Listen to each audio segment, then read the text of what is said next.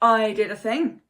Now, if you've been asking how do you clean your cutting mat, I get lots of questions like that. So I thought, well, instead of drawing on my experience, I am going to email the best of the best, and I'm going to email the head office of Ulfa. Not Ulfa in the UK or Ulfa in the US, but where Ulfa is actually made, which is in Japan, and ask them, how do you look after your cutting mat? And bless their hearts, thank you, Ulfa. They replied, and this is their email to me. So I am going to take you through in this video exactly what they say to look after your cutting mat. So it doesn't matter whether you have an Ulfa cutting mat or not. These rules apply for all your cutting mats out there in the world. So let's look after our cutting mats, and let's start by talking about actual cutting. If we cut in the same place all the time, you will end up with a little groove. Now, this is really easy to happen because when we are cutting, we're always going to be cutting the same types of measurements, 10 centimeters, 25, 50, and just naturally you will have your cutting mat laid out, and it will be in a position in front of you that's the most comfortable for you, and you will find that you are always cutting in the same place. But this becomes bad for your cutting mat, because what happens, so let me move those out of the way. Your cutting mat is made of a type of PVC, and within the makeup of that PVC, there are little rubber particles.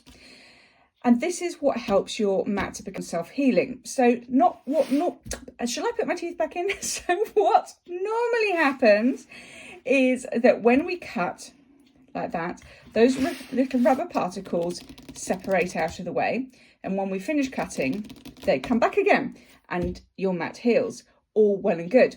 But if you repeatedly cut in the same place, which we all have a tendency to do, so you and I are not alone in this, we all happen to do it. So if we're cutting in the same place over and over and over again, what happens, those little rubber particles say, just enough already, I'm out of here, I don't want any more to do with this, and then off they go.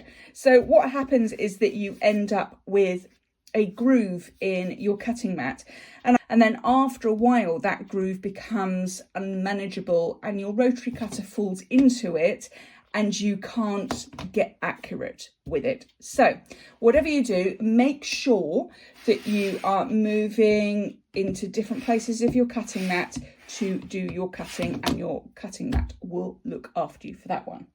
So let's move on to the next bit. One very easy remedy that can help you to not keep having those little grooves in your cutting mat is use both sides of your cutting mat. Cutting mats on the whole tend to be double-sided. So when you can, and if you're just cutting, then you can use both sides of your cutting mat, and that will help limit any damage that you're going to do to your cutting mat. So let's move on. I'm going to talk a little bit of science with you, so just bear with, and I'll see you in 1 millisecond. If you were taking note, you will have spotted that our cutting mats are made of a type of PVC. Now, PVC does not necessarily like extremes of temperature. If it gets too hot, it can kind of leach out a bit of an oil, and we don't really want that, or make it too soft. And we certainly don't want that, because that starts losing the accuracy of our cutting mat. We don't want our cutting mats bending. And if it's too cold, it can get quite brittle. That PVC can get quite brittle. So we need to look after our cutting mats in heat and cold. And don't leave your cutting mat in a freezing car. It's very cold. Okay, so I may be filming this in a freezing cold January, hence the puffer coat. But what I want to say is, don't leave your cutting mat over in hot cars either. Even on cold days, cars can get warm, but in the height of summer, they get really hot, and it's not a great place for your cutting mat to be. And don't leave your cutting mat out in direct sunlight. Cheers. As you may have gathered, your cutting mat does not like extremes of temperature, too hot or too cold. I think it might be related to one of the bears in Red Riding Hood. What do you think? Anyway, on that theme, the next thing is an easy mistake to make. Many of us will fall down that hole at some point. Even me, have to confess, is do not use your iron on your cutting mat. So let me switch the camera angle so that you can see. This is a very easy little trap to fall into because we think, I'm just going to whip out a towel and I'm just going to whip out my iron and I'm going to do a quick bit of pressing on the towel, on my cutting mat, because that'll be okay, won't it? No, my dear friend, it won't be, because look, this is what happens. And this was through a towel and a bit of insulated wadding. So when I am demonstrating for videos, I have about 10 layers of insulated wadding underneath a towel, just in case you've ever seen me demoing with a cutting mat behind. But this was, I think, only 2 layers of insulated wadding, and this is what's happened. So do not let your iron anywhere near your cutting mat. They are not friends. You and I may be friends, but these two are not friends. They don't like each other. So keep your iron away from the cutting mat. So one of the things that we want to do is get rid of the fluff that we get caught up in the grooves of our cutting mat. So a couple of ways we can do this. You can use a bit of sticky tape. So here we are with a bit of sticky tape and just go over, oops, don't get it on your nails, and that'll come off. The other way of doing it is get yourself a standard eraser and rub it down and it will come out just like magic. And do this bit before we go on to the next bit. Okay, so once you have defluffed your cutting mat, give it a bath.